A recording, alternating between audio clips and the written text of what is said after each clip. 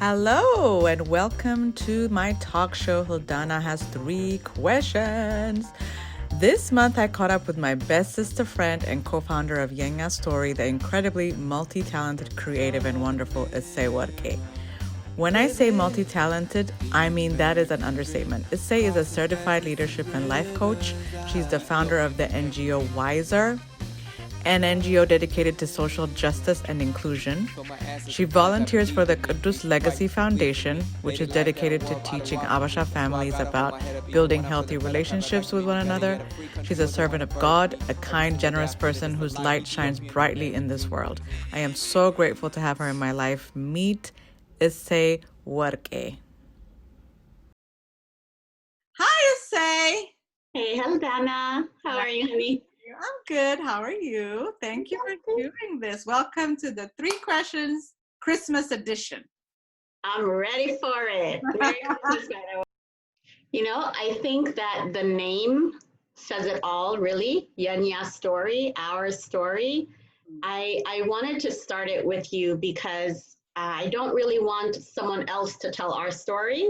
I want you and me and everyone in our community to be the ones to tell the story because 2 reasons. One, I think there's power in words, whether it's through books or documentaries or movies or whatever, it's the way that people know you is the way that you frame the story. So there's power there, and that power belongs to us.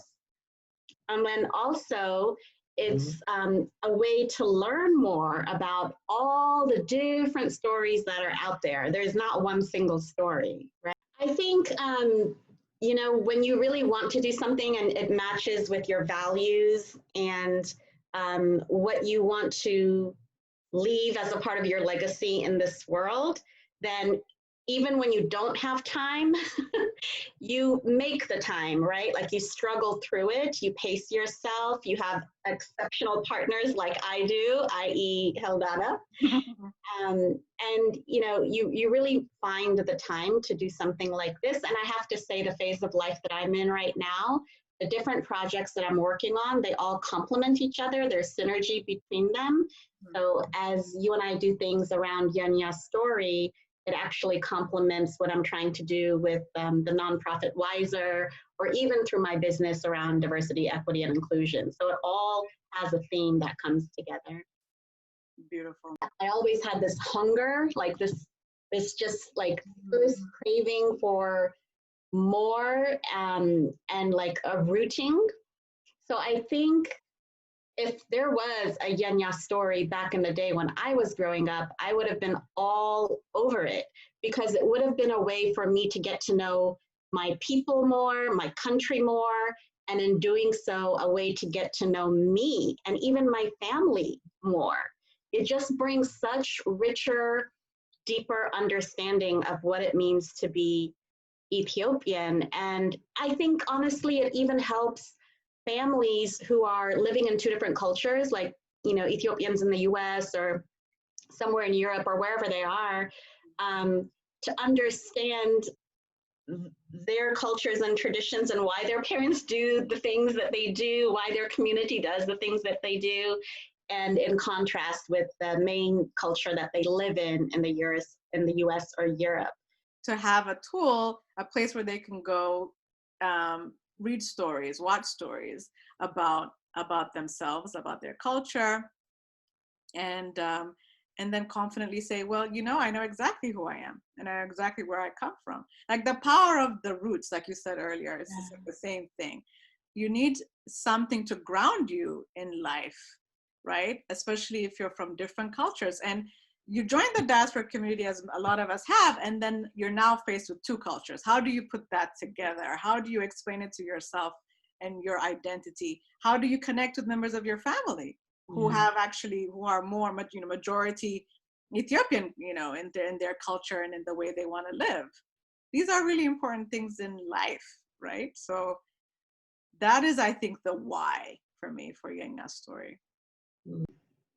So another reason that I wanted to get into Yenga's story specifically is I became a mother, and I wanted to make sure there were books that represented her and ways that I can pass this knowledge, the little that I had, to her, and also other kids like her, like kids in the diaspora and kids that were adopted by non-Ethiopian families and taken out into the world, with supportive, loving families that want them to know their history and culture, but they don't know how.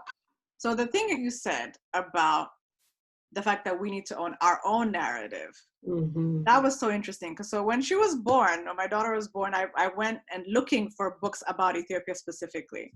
And I found so many writers that were European and American and had written and illustrated books about Ethiopia. And they were good in most cases, but they lacked something. Yeah. It's very authentic, you know? Exactly. The words in the book and the ideas in the book come from things you've experienced, I've experienced, people around us have experienced, you know? The relationships, they're real, they're vibrant. There's nothing like a firsthand narration, you know, the authenticity, you just can't compete no matter how good the other books were. Exactly. And so I remember us talking about how, what we're going to do with Yenya's story, what mediums we're going to use. And I remember us talking about 3 distinct areas about Ethiopia. One being the places in Ethiopia, the beautiful locations in Ethiopia that we want to show the world, because we want to change the narrative. We want people to understand the full story of Ethiopia. And we want people that are in the diaspora to know there are so much to see. There's so much beauty to see. So there was that. And then we had the history of Ethiopia, the incredible history that we have.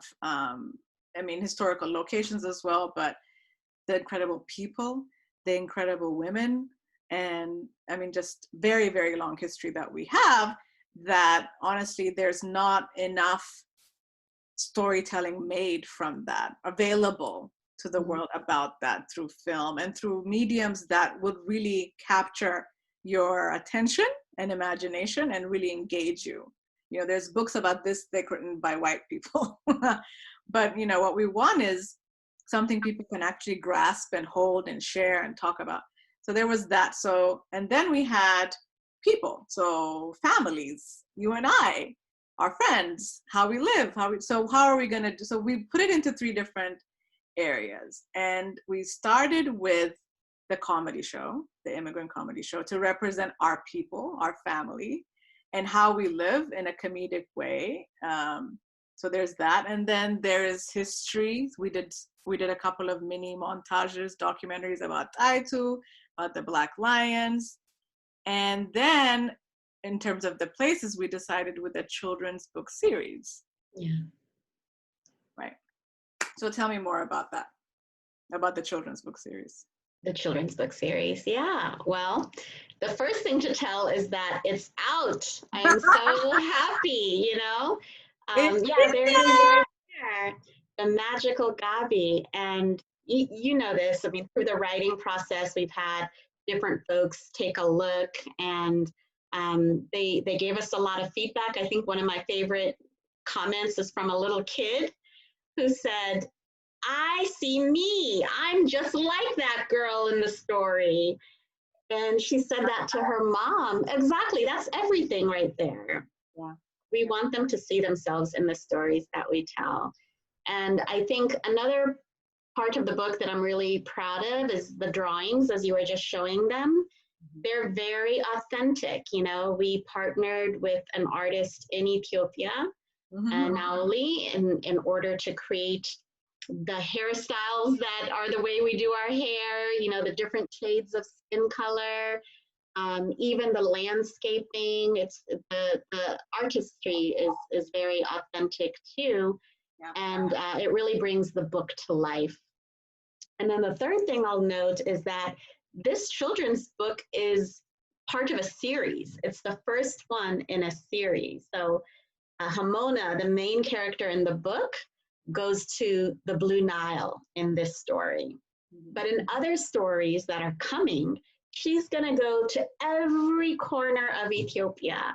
And we're going to share wonderful, beautiful facts about each community and celebrate the way that they live. And as you were talking, Heldana, about the land, I mean, the diversity of our bioenvironment in Ethiopia is astounding. And I'm learning more and more as we talk about these different story ideas and regions of the country. So it's really, I mean, it's a children's book, but I bet you even the parents, the aunties, the uncles, the grandparents, they're going to learn as they read this book. And it's just such a fun way to connect over our culture and our history. Exactly. They're going to be like, yeah, I knew that. But yeah, no, exactly. It's part of a series. The concept is that her grandmother gives her a gabi and it has magical powers that can transport her to Ethiopia. And you know, what better way to travel than in a gabi, something that all Ethiopians have in their household and a lot of our children definitely have or seen and felt, and the warmth of it, the comfort of it, the smell of it, even all of that reminds me of back home. So the fact that she's traveling in the gabi is just magic. With Yenya's story, whether it's the characters in our comedy show, The Immigrants, or whether it's the different perspectives on history that we represent, or now the children's book, The Magical Gabi, we really made a point to make sure that different communities are represented. Specifically with the children's book, our goal is to go to every single province with the magical gabi so Hamona can experience the beauty, the power, the majesty of the people, the different kinds of food that they eat, the different languages, the different religions, the different historical places in all of the provinces of Ethiopia. So we really are telling our story and not just the main stories that have been highlighted over history, but diving deeper to make sure that every Ethiopian kid can say, I see myself in that book. My character, my story is represented. And I actually know people who have bought it for people outside of the Ethiopian community. They've bought it for friends who are African American, because we are, as part of the diaspora, we're African Americans too. Absolutely. So, yeah. The Black immigrant story is part of the African American story as well. Mm-hmm. And I'm just really thrilled that people see themselves in this book. In fact, it would be really great to keep getting pictures that look like Hamona in the character. I know that you had one person tell you, my daughter looks just like Hamona in the book. The cutest thing ever. She's going to be hired. She's going to be our model. Because this is supposed to be a portal into a world that they don't get to see every day, that they don't get to experience. But this is to give them that window so they can imagine it. And now there's a seed planted in their head that when they grow up, hey, maybe they'll take an Ethiopian Airlines plane over to Ethiopia instead of a gabi. Now they really want to see the Blue Nile Falls, and they grow up understanding that there's a whole world out there that is a part of them, and they don't have to feel disconnected.